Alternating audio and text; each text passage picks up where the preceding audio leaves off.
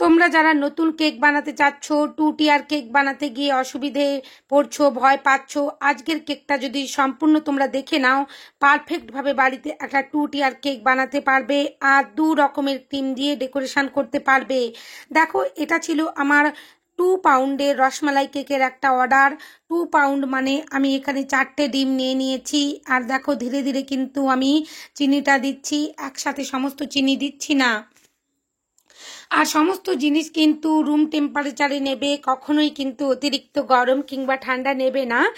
আর আমার এখানে ডিমগুলো কিন্তু আমি আগে থেকেই বের করে রেখেছিলাম 2 থেকে 3 ঘন্টা আগে। তোমরা যারা বেকিং করতে গিয়ে প্রথমেই ভুল করো, যেটা আমিও প্রথমে করতাম, যে ফ্রিজ থেকে বের করে এই জিনিসগুলো ইউজ করতে শুরু করে দিতাম, সেরকম কিন্তু করবেই না।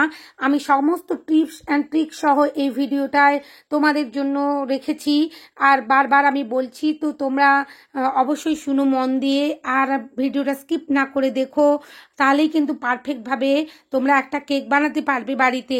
দেখো, ধীরে ধীরে আমার ফোমটা রেডি হয়ে গেছে। এভাবে কিন্তু 4 থেকে 5 মিনিট বিট করলেই চিনি আর ডিমটা খুব ভালোভাবে মিশে যাবে। আর এখানে এসেন্স আর তেলটা দেওয়ার পর কিন্তু 6 থেকে 7 সেকেন্ড বিট করবে, কখনোই বেশি সময় বিট করবে না, তাহলে কিন্তু ফোমটা বসে যাবে। আর এই ধরনের কেকগুলো যখন বানাতে যাবে একটু খেয়াল রাখবে যেন ধীরে ধীরে তোমরা মাখাও। এখানে আমি ভিডিওর সুবিধার্থে একটু ফাস্ট করে দিয়েছি এডিটিং করতে গিয়ে, কিন্তু আমি খুবই ধীরে ধীরে এই কাজগুলো করেছি, কখনোই তাড়াহুড়ো এই কাজগুলোতে করা যাবে না।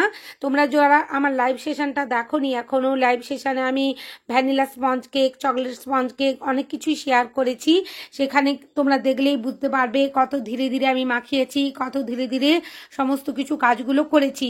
দেখো, এখানে আমি 7 ইঞ্চির একটা মোল্ড আর 5 ইঞ্চির মোল্ড আগে থেকেই বাটার পেপার দিয়ে রেডি করে রেখেছিলাম। অবশ্যই কিন্তু ময়দাটার ডিমের ফুমি মাখানোর আগে ওটিজি কিংবা গ্যাস ওভেন যাতে বেক করো না কেন প্রিহিট করতে রেখে দেবে, সেটা ভুলো না। দেখো, আমি এখানে বেক করে নিয়ে এসেছি, খুব সুন্দরভাবে আমার দুটো কেকই রেডি হয়ে গেছে। তোমাদের আমি কাট করেও দেখিয়ে দেব, একেবারে নরম তুলোর মতন সফট স্পঞ্জি কেক রেডি হয়েছে। এইভাবে যদি কেক বানিয়ে একটা ক্রিম ফ্রস্টিং করে তোমরা প্রেজেন্ট করো, সেটা বাড়ির মানুষ হোক কিংবা তোমার বিজনেস ক্ষেত্রে, সবাই খুব খুশি হয়ে যাবে। আর যদি তোমরা বিজনেস করো, আমার রেসিপিগুলো তোমরা নিঃসন্দেহে ফলো করতে পারো, আর তোমাদের কেক যেখানেই যাক না কেন একটা ভালো পারফরম্যান্স করবে, এটা আমি লিখে দিতে পারি। দেখো, ধীরে ধীরে এখানে কেকটা কাটতে গিয়ে একটু ভেঙে যাচ্ছিল, আমি রেখে দিয়েছি কেটে। এরপর একটা বোর্ডের মধ্যে একেবারে মাঝের অংশে আমি বসিয়ে দিয়েছি, অবশ্যই ক্রিম দিয়েছি নিচে। এই কেকটা একটু দূরেই যাচ্ছিল, এটা আমার কিছুদিন আগের কেক, ভাইফোঁটার দিন আগের দিন আমি বানিয়েছিলাম। বিভিন্ন কেকের আশেপাশে কেকের এডিটিং করতে গিয়ে এই বড় কেকগুলো এডিটিং করে হয়ে উঠছিল না, আমি সময় পেয়েছি তোমাদের কাছে দেখো এগুলো তুলে ধরার চেষ্টা করছি। আর এখানে যে আমি ফন্ডেন্টের ইউজ করেছি, এই টপার দুটো আমি আগামীকাল ভিডিও দেব। আজকে একসাথে যদি আমি দিয়ে দিতাম এটা 30 মিনিটের মতন হয়ে যেত ভিডিওটা, তাই আমি সেটা দুটো পার্টে রেখেছি। তো আগামীকাল আমি ফন্ডেন্টটা কী করে বানিয়েছি, ফন্ডেন্টের টপারগুলো, সেটার উপর একটা ভিডিও দিয়ে দেব। তোমরা যারা এরকম ম্যান ওমেন টপারগুলো বানাতে চাচ্ছ কেকের উপর বসানোর জন্য, সকল টিপস সহ সেখানে আমি কালকেই আলোচনা করে দেব আগামীকালের ভিডিওয়ে। আর দেখো, এখানে আমি যেহেতু এটা রসমালাই কেকের অর্ডার ছিল, সেই জন্য মিষ্টি দিয়ে দিলাম আর বাদাম দিয়ে দিলাম। আমি এখানে 3 রকম বাদাম ইউজ করেছি, তোমরা যে কোনো এক রকমও ইউজ করতে পারো, তবে পেস্তা বাদামটা অবশ্যই রেখো, ওটার টেস্ট কিন্তু এই রসমালাই কেকের সাথে খুব ভালো যায়। এখানে মিষ্টিটা যেন একটু নরম হয় সেদিকেও লক্ষ্য রেখো, আমি একটু ভালো নরম দেখে মিষ্টি নিয়ে এসেছি। আর রসমালাই কেকের ক্ষেত্রে এইরকম নরম মিষ্টিগুলোই ইউজ করলে এই কেকের স্পঞ্জের সাথে ভালো যাবে। আর অবশ্যই এখানে কিন্তু রসমালাই দিয়েই সোপ করো, কখনোই যে আমরা সুগার সিরাপ বানাই সেগুলো দিয়ে সোপ করি সেটা করতে যেও না, তাহলে কিন্তু টেস্টটার ডিফারেন্ট হয়ে যাবে। দেখো, ধীরে ধীরে আমি খুব সুন্দরভাবে ক্রাম কোটিং করে নেব। খুব ভালোভাবে ক্রাম কোটিংটা করে নেব, যাতে আমার ফিনিশিং করবার সময় অল্প ক্রিমে আর খুব কম সময়ে খুব ভালোভাবে আমি একটা কাজ করে নিতে পারি। এই কাজটা যদি তোমরা একটা পারফেক্টভাবে করো, এই ক্রাম কোটিংয়ের কাজটা, তাহলে কিন্তু ফিনিশিংয়ের জন্য কোনো রকমের চিন্তা করতে হবে না। আমি যেহেতু প্যালেট নাইফ দিয়ে করতেই অভ্যস্ত, তাই করে নিলাম। তোমরা এখানে স্ক্র্যাপারও ইউজ করতে পারো, কোনো অসুবিধে নেই। আর শুধু ক্রাম কোটিং করলেই হবে না, অবশ্যই বোর্ডটা ভালোভাবে ক্লিন করতে হবে। আর ফ্রিজের মধ্যে যদি হাতে সময় থাকে 30 মিনিটের জন্য তোমরা সেট করতে রাখবে। আমার হাতে কম সময় ছিল, তাই আমি 15 থেকে 20 মিনিটই রেখেছি। দেখো, যতক্ষণ সেই বড় কেকটা সেট হচ্ছিল, আমি ছোট স্পঞ্জটা রেডি করে নিচ্ছি। একই রকমভাবে আমি রেডি করব, তবে ছোট স্পঞ্জগুলো রেডি করতে গিয়ে একটু অসুবিধে হয়, কারণ বোর্ডের মধ্যে ওয়েটটা কম থাকে, তো এমনি স্পঞ্জটা খুব নরম হয়, তাই বারবার এদিক সেদিক হতে থাকে। তাই এখানেও একটা টিপস দিয়ে রাখছি, অবশ্যই বোর্ডের নিচে একটা কিচেন রুমাল কিংবা টিস্যু পেপার হালকা জল ছড়িয়ে বসিয়ে দেবে, তাহলে রাখতে অসুবিধে হবে না। আমার এখানে কেকের স্পঞ্জটা কাটতে গিয়ে একটু ভেঙে গিয়েছিল, কিন্তু এভাবেই যদি ম্যানেজ করে নাও কোনো রকমের অসুবিধে হবে না। কেক কাটের পর বোঝাই যাবে না যে এখানে একটু ভেঙে গিয়েছিল। ধীরে ধীরে দেখো একই রকমভাবে আমি সব করে নিয়েছি, ক্রাম কোটিং করে নিচ্ছি একেবারে সাইডের অংশ থেকে। আমার এই টিপসটা যদি ভালো লাগে তাহলে প্লিজ আমার এই ভিডিওয়ে একটা লাইক করে দিও তোমরা, আর কমেন্ট করতে ভুলো না আমার ভিডিওগুলো কেমন লাগছে বা তোমরা কেমনভাবে করতে পারছো বা কোথাও অসুবিধে হচ্ছে কিনা। চ্যানেলে নতুন বন্ধু হয়ে থাকলে প্লিজ চ্যানেলটা তোমরা সাবস্ক্রাইব করে দিও, পাশে থেকো।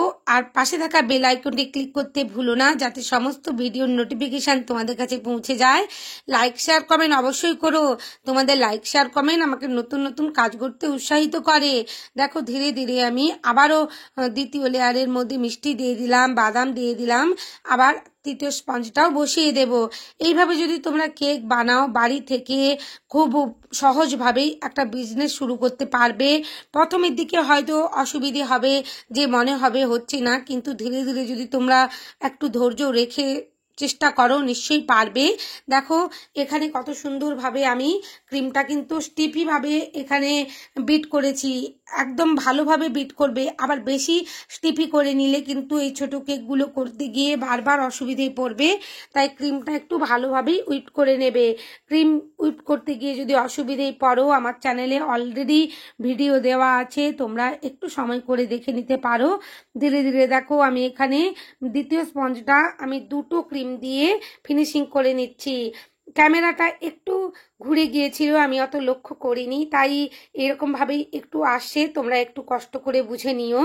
কাজ করতে করতে খেয়াল থাকে না সব দিকে, এর সাথে আরও দুটো কেক বানাচ্ছিলাম, তো তাই বুঝতে পারছিলাম না যে ক্যামেরাটা কেমন হয়ে আছে, তো একটু ঘুরে গিয়েছিল, সেটাকেই ম্যানেজ করে আমি এডিটিং করেছি। ধীরে ধীরে দেখো আমি এখানে ইয়েলো কালারের ক্রিমটা উপরের অংশে রেখেছি, আর নিচের অংশে হোয়াইট কালারের ক্রিম দিয়ে ফিনিশিংটা করে নিচ্ছি। আর একটা প্যালেট নাইফ দিয়ে আমি কাজটা করছি। কত স্মুথলি আর কত কম ক্রিমের মধ্যে আমার ফিনিশিংটা এসে গেছে, দেখো অল্প সময়ের মধ্যেই কোনো রকমের অসুবিধে হচ্ছে না। এরপরে আমি যখন লক্ষ্য করলাম ক্যামেরাটা একটু কাত হয়ে গেছে, আবার ঠিক করে আমি শুরু করেছি। এখানে দেখো স্পুন দিয়ে আমি একটা খুব সুন্দর ডিজাইন করে নিচ্ছি। খুব ভালোভাবে ধীরে ধীরে কিন্তু স্পুনটা ধরবে, কখনোই খুব জোরে ধরবে না, একেবারে হালকা হাতে স্পুনটা ধরেছি আর আলতো করে উপর দিকে তুলে নিচ্ছি। এক্সট্রা যে ক্রিমগুলো ছিল সেগুলো তুলে নিলাম। একই রকমভাবে দেখো ছোট কেকটাও আমি দেখিয়ে দিচ্ছি। যখন এরকম দুটো বা তিনটে ক্রিম একসাথে কেকের মধ্যে দিয়ে ডেকোরেশন করতে চাও বা ডিজাইন করতে চাও, তো পাইপিং ব্যাগের মধ্যে তোমরা তখন ক্রিমটা ভরে নেবে। আমি যেভাবে পাইপিং ব্যাগের মধ্যে দুটো কালারের ক্রিম ভরে নিয়েছি, এখানে যদি আমি তিনটে কালার দিতাম তাহলে তিনটে পাইপিং ব্যাগ এর মধ্যে ভরে নিয়ে এইভাবে আমি ক্রিমগুলো লাগিয়ে নিতাম স্পঞ্জের গায়ে। দেখো কত সুন্দরভাবে আমি দিয়ে দিলাম দুটো ক্রিম। এরপরে কেবলমাত্র প্যালেট নাইফটা আলতো করে ধরেই আমি ঘুরিয়ে নেব, কত সুন্দরভাবে দেখো একটা স্মুথ ভাব এসে যাবে। আর অল্প অল্প করে যে অংশগুলোতে আমার ক্রিম লাগবে মনে হচ্ছিল আমি দিয়ে দিলাম। এইরকমভাবে যদি এই কালারের কেকগুলো বানাতে চাও তাহলে কিন্তু পাইপিং ব্যাগ অবশ্যই ইউজ করো।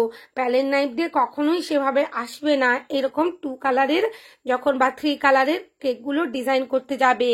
ধীরে ধীরে দেখো এক্সট্রা ক্রিমগুলো আমি তুলে নিচ্ছি, আর বারবার কিন্তু প্যালেট নাইফটা ভালো করে ক্লিন করে নেবে। এক্সট্রা ক্রিমগুলো বাটির মধ্যে নিয়ে নেবে আর প্যালেট নাইফটা কিচেন রুমালের মধ্যে ক্লিন করে নেবে। আমি এইভাবেই করে নিচ্ছি। যেভাবে আমি কাজগুলো করছি তোমাদের সামনে বলে তুলে ধরার চেষ্টা করছি আর দেখিয়েও দিচ্ছি ক্লিনভাবে একেবারে। তো আশা করছি তোমাদের উপকারে লাগছে। যদি সত্যি তোমাদের উপকারে লাগে প্লিজ তোমরা আমার চ্যানেলটা সাবস্ক্রাইব করে রেখো আর কমেন্ট করতে ভুলো না তোমাদের কি কি ভালো লেগেছে বা তোমরা কি কি ভালোভাবে করতে পেরেছো। দেখো একই রকমভাবে আবার আমি ছোট যে স্পঞ্জটা সেটাও একই রকমভাবে ডিজাইন করে নিচ্ছি। এই ডিজাইনগুলো খুবই ট্রেন্ডিংয়ে চলছে। কোনো রকমের নোজেল না ছাড়াই এত সুন্দরভাবে একটা ডিজাইন করা যায়, না বানালে তোমরা বুঝতেই পারবে না। আর টিয়ারটাও দেখো কত হালকাভাবে আমি বসিয়ে দিচ্ছি। অবশ্যই কিন্তু আমি সেট করে নিয়েছি।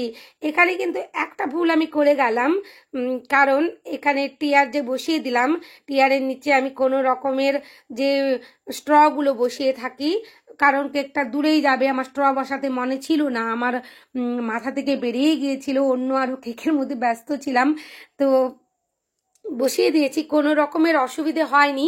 তবু কিন্তু এই দিকগুলো তোমরা খেয়াল রাখবে। ওই টিয়ার বসানোর আগে অবশ্যই স্ট্র 3 থেকে 4টে দিয়ে দেবে কেটে কেটে, কেকের মাপ করে, যেভাবে আমি অন্য টিয়ার কেকগুলো বানিয়ে থাকি। তাহলে তুমি তোমার দিক থেকে নিশ্চিন্তে থাকবে যে কেকটা নিয়ে যাওয়ার সময় কোনো রকমের অসুবিধে হবে না। আর এখানে দেখো যে নোজেলটা ইউজ করছি, স্টার নোজেল 8 নম্বরের নূর 8 স্টার নোজেলটা ইউজ করছি।